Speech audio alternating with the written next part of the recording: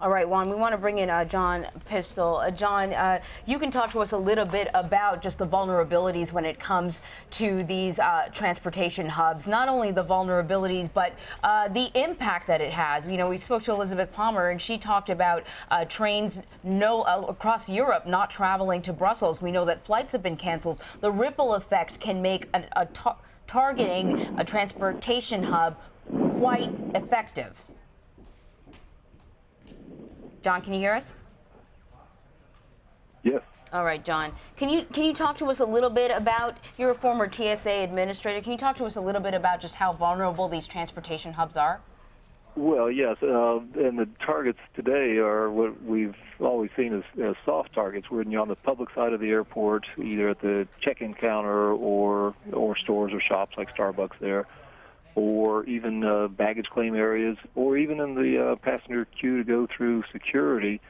That's one of the areas, those are areas that are considered soft targets, along with subway stations, as we saw, going back to trains in Madrid and London and Moscow. So terrorists recognize the soft target nature of those locations. And I think the point you were making about the economic impact is significant when you have not only attacks on airports, but subways just an hour apart.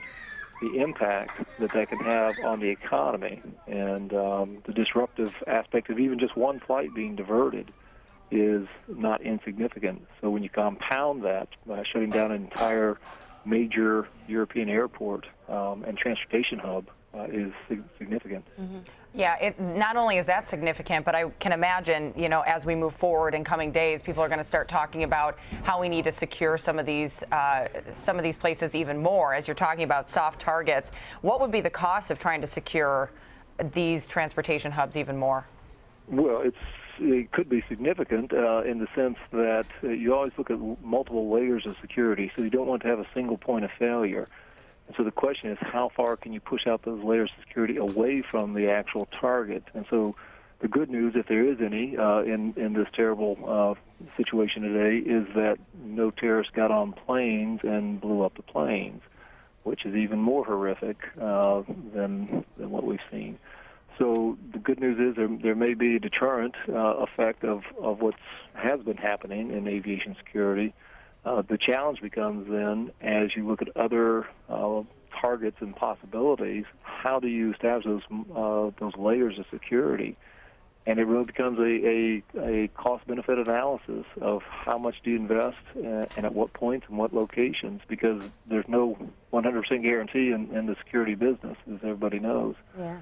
And then the trade-off between security and facilitating the free movement of goods and people that is good for the economy. So that's the dynamic that the community is going through. And then I would just add the other thing that the intelligence, law enforcement communities, security communities are dealing with now is this the first wave of attacks? And in 12 hours from now, will there be similar attacks in other European capitals or attempts here in the U.S.?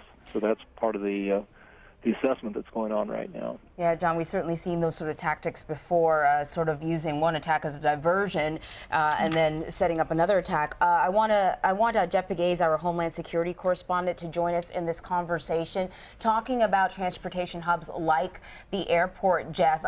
There are some inherent weaknesses, and I wonder, cost aside, is there really any way to secure something as large as an airport, which requires people to move to a certain degree freely in and out? Well, there are ways to secure an airport by extending the perimeter, as you've been discussing. The question is, do the American people want to take that step? But after an attack like this, obviously that's something that will be evaluated. We got some information from the Department of Homeland Security, which is monitoring the situation. Right now, there is no change in the U.S. posture in the wake of these attacks in Brussels. There are no threats to the U.S., according to multiple officials that we've reached out to today. The FBI is monitoring the situation. The Department of Justice is monitoring the situation as well. But one U.S. official that I spoke with says that, once again, this really exposes those weaknesses, those soft targets. However, what complicates the issue is law enforcement can't cover every location all the time. That is the problem inherent with attacks like this. You can talk about increasing security, but there is a limit to how far you want to go. And so in the days ahead, the discussion at these airports and these metro stations will be how far out do you want to extend these security apparatus? Well, that's, John, you know, in other parts of the world, like in Tel Aviv, there's a checkpoint of automobiles before you can even get onto the airport. Is that the type of thing we're talking about here? And I have to say, you know, here in the United States, people complain about security lines being backed up already. For our safety, of course, but then if you added in extra layers like that, I know in Tel Aviv, people get to the airport 3, sometimes 4 hours prior to their departure.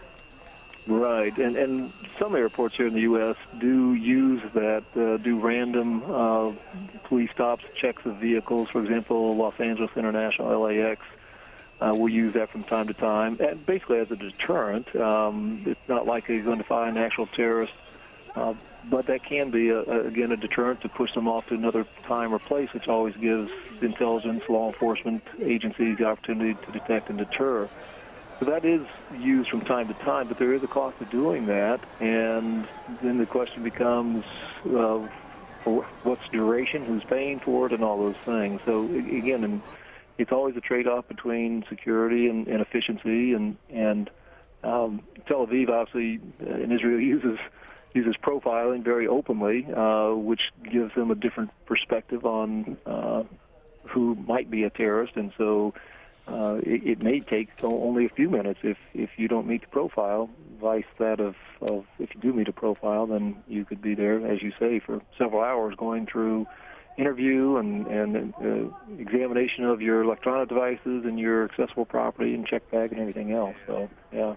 Well, I want to go ahead and read something that's come across the wire at this point. Republican presidential candidate Donald Trump, in an interview this morning with another network, said he would close up our borders. We are lax and we are foolish. Do you think what do you make of that? Well, I mean, it just doesn't make sense. I mean, what do you mean close the borders? I mean, we have 250,000 people a day fly into the U.S. from nearly 300 airports around the world. What do you mean close the borders? And then millions of people coming across Mexico and Canada every day, land borders. And so, I just think it's an uninformed comment in terms of dealing with the reality of, again, balancing security with the needs of the economy. So, unfortunately, terrorists recognize the impact of these type of attacks, where we've seen multiple claims of responsibility, even going back, say, for the Christmas Day bomber from 2009.